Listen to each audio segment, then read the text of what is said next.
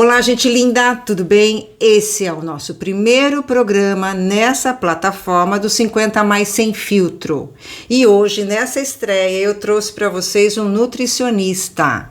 Ele vai falar da alimentação e da nutrição das pessoas com mais de 50 anos de idade. Mas antes disso, eu tenho 2 recados para vocês. Primeiro, faz sua inscrição, entra aí, toca o sininho, faz sua inscrição, chama os amigos, chama todo mundo aqui para o nosso canal. Segundo, nós temos mais 2 vídeos lá no Instagram, corre lá, que são 2 vídeos anteriores a este, porque o Instagram não deu conta mais dos nossos vídeos, então nós viemos para cá, para o YouTube. Para você saber de tudo, corre lá e assiste os 2. Mas tudo bem, hoje fica com a gente para saber mais sobre nutrição. E com a gente aqui está o Gabriel Bock. Ele é nutricionista formado pela Unicamp, pós-graduando pela USP. Gabriel, seja muito bem-vindo. E eu queria que você começasse, se puder, falando para a gente um pouco da alimentação para as pessoas de mais de 50 anos. O que a gente tem que tomar, o cuidado que a gente tem que ter. Tem muita polêmica sobre hormônios. A gente sabe que a gordura, principalmente a gordura abdominal, acumula um pouquinho mais depois dos 50 anos de idade e dá uma preguicinha, dá uma vontade de não fazer exercício, e aí tudo junto, ó. Então eu queria que você conversasse um pouquinho com a gente, com essa população de 50 anos mais. Pode ser? Pode ser. Primeiramente, bom dia, boa tarde ou boa noite para você que está vendo esse vídeo. Como ela disse, meu nome é Gabriel, a gente vai falar um pouco mais sobre essas questões de 50 anos ou mais. Primeiramente, o que eu tenho para falar para vocês é que, basicamente, mantendo uma alimentação saudável, a maioria dos seus problemas vão ser sanados, né? A alimentação saudável não é você contar as calorias toda hora, todo lugar, assim, e ficar nessa noia de caloria, de gordura e tudo mais. Você procurando um profissional que vai ajustar tudo certinho para você, você já vai ter um grande benefício na sua alimentação e na sua saúde, por exemplo. Então, é mais nesse sentido. Mas, e aí a pessoa pode comer assim, hoje eu quero comer feijoada, amanhã eu quero me entupir de doce, pudim de leite condensado, eu tô vendo televisão, me dá uma vontade de comer chocolate, ele falou que eu posso comer, o chocolate é bom, de boa marca, então a alimentação é boa, eu vou comer. É assim? O que a gente tem é que a gente não pode todo dia sair da dieta, todo dia fazer essas exceções, tem que ser realmente exceções, né? Então, por exemplo, durante a semana você tem que manter uma alimentação minimamente calculada, minimamente saudável, para que você consiga fazer essas exceções de final de semana, por exemplo, ou durante a semana, algum outro dia mais específico. Mas é importante que você mantenha pelo menos 80% da sua semana dentro de um plano alimentar, dentro de uma dieta minimamente saudável. Dieta que eu digo não é nem algo tão calculado, estritamente restrito assim, mas é uma alimentação no geral mais balanceada, com verduras, legumes incluídos, quantidade certa de proteínas e de carboidratos também, e também de lipídios, que são as gorduras, principalmente as boas. Mas como que a pessoa vai saber a quantidade? Como que ela vai saber quanto de carboidrato comer, quanto de legumes, quanto de verdura, um prato grande? Tem aquela conversa dos meus avós, que era assim, uma mãozinha de verdinho, uma mãozinha de arrozinho, uma mãozinha de carne, sei lá, isso aí vale... Sabe, a gente fica meio perdido em saber como é que faz essa alimentação. Via de regra, o que você deve fazer no dia a dia? Claro que tem casos e casos, né? Mas basicamente você vai se alimentar fora, em um lugar assim, como é que você faz o seu prato?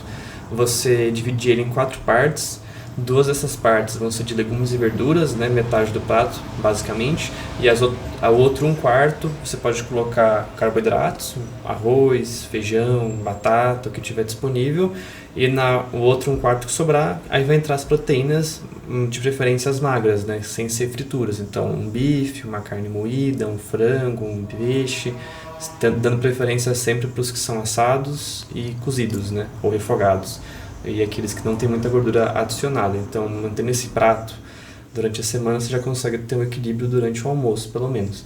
E nos outros momentos do dia, sempre procurar fazer alguns lanchinhos, nunca ficar muito tempo sem se alimentar. Por exemplo, isso é muito importante, como uma fruta, um iogurte, nesse contexto, assim. Mais ou menos um intervalo de 3 horas, assim? Isso. Faz, por exemplo, café da manhã, lanche da manhã, almoço, lanche da tarde e a janta. Então, nunca fique mais do que 3, 4 horas sem se alimentar, senão você vai ter uma fome muito grande depois quando você for comer. Legal. E sobre os líquidos? Toma líquido junto com a comida? Não toma? Toma só água? O que a gente faz assim? O que a gente sabe é que tomar um copo, por exemplo, de água, assim, junto com a refeição, não vai fazer nenhum prejuízo, não vai trazer nada de ruim para você. O que a gente tem que dar preferência é para bebidas que sejam mais naturais, por exemplo, algum suco, ou, por exemplo, se você quiser muito tomar refrigerante, que seja refrigerante zero, né? Mas deve ser preferência para água ou para um suco natural. E o suco natural, cuidado para não exagerar nele também, porque se você tomar demais, também existe um pouco de calorias ali. Tudo bem que são calorias saudáveis, boas, mas nunca exagere muito nessa quantidade. Então sempre tem esse cuidado. Mas um copo de suco, de refrigerante zero ou de água, tudo bem, não vai atrapalhar a sua digestão, na maioria dos casos. E sabe o que as pessoas perguntam muito, ficam na dúvida? Quando você faz exercício físico, principalmente de manhã. E aí tem algumas pessoas que vão fazer exercício físico em jejum, porque elas não querem engordar, elas acham que ficando em jejum, vão fazer exercício físico, aí já vai secar. E vai acabar o exercício, já está seca. Passa mal, mas está lá em jejum.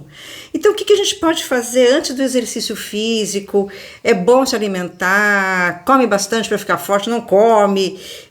Eu sei que o exercício, a gente vai ter um programa falando sobre exercício físico, mas o fato da alimentação antes de praticar exercício físico. A alimentação é muito importante para o exercício. A gente sabe, por exemplo, se a pessoa se exercita de manhã, logo depois que acorda, a refeição mais importante é o jantar do dia anterior, né? Mas isso não quer dizer que você não deve comer nada antes de ir para sua sessão de musculação, de crossfit, o que seja.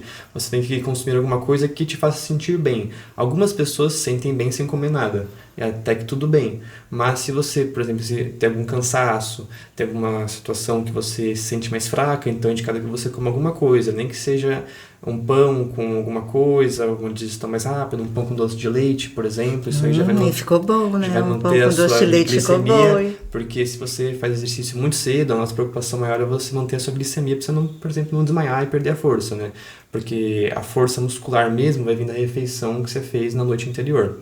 Então, faz um teste com você, mas o mais indicado é você não ficar sem se alimentar antes de fazer atividade física, só se você realmente está mais acostumado a não comer nada, mas então se você não comer nada, você tem que comer muito bem no dia anterior, à noite. Então vai muito de caso para caso, então por isso que procurar um profissional é mais indicado.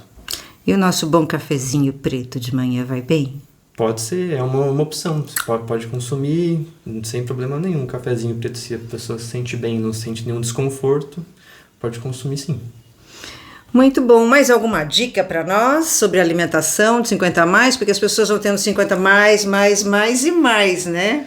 A dica para 50 a mais é sempre se alimentar adequadamente, uma alimentação equilibrada, beber bastante água, porque quando a gente vai ficando numa idade mais avançada, a gente perde a percepção de sede, né? Então sempre consuma mais água, sempre ande com uma garrafinha de água, isso já vai ajudar muito, até dos inchaços pode fazer, né? Você consumir essa quantidade de água e melhorar seu contexto geral, nunca ficar muito tempo sem comer, prestar atenção para sempre comer legumes, verduras, tomar leite, por exemplo, que é fonte de cálcio, vários vegetais assim que vão ajudar na sua alimentação. Que bom. Valeu, Gabriel. Muito obrigada pelas palavras e a gente fica por aqui. Semana que vem tem mais. Tchau, gente.